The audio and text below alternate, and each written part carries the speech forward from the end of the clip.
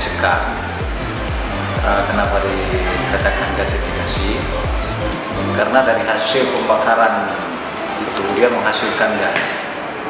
Jadi api yang kita pantik ke tabung itu sudah dalam berbentuk gas sehingga nyalanya lebih biru ya.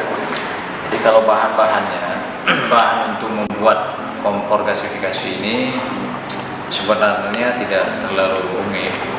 Bahan yang sederhana yang ada di lingkungan kita itu bisa kita gunakan. Contohnya misalnya kaleng bekas, ada kaleng bekas ataupun kaleng dari cat yang isi 25 kg itu atau 25 liter itu bisa kita gunakan untuk membuat kompor sekam gasifikasi ini.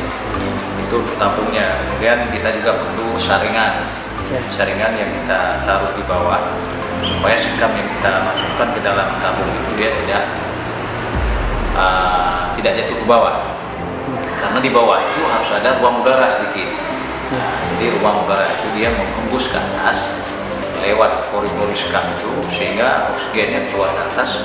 Waktu kita bakar itu apinya tidak terbakar habis, tapi dia menghasilkan gas.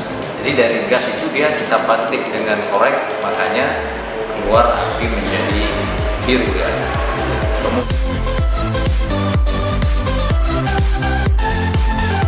Jadi sebenarnya inti dari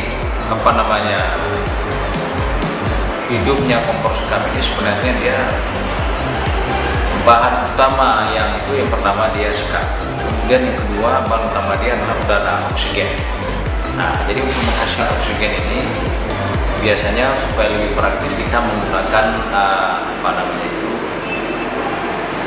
blower ya, blower atau fan box itu menghasilkan untuk menghasilkan putaran itu dia energinya dari listrik. Tapi kita bisa mengantisipasi tidak tergantung dengan listrik. Siapa tahu kita ingin membawa alat itu ke suatu tempat yang tidak ada listriknya, bisa kita antisipasi dengan misalnya ada kipas yang sumber baterainya itu dari baterai, sumber energinya dari baterai. Jadi bukan dari listrik PLN, bukan dari genset.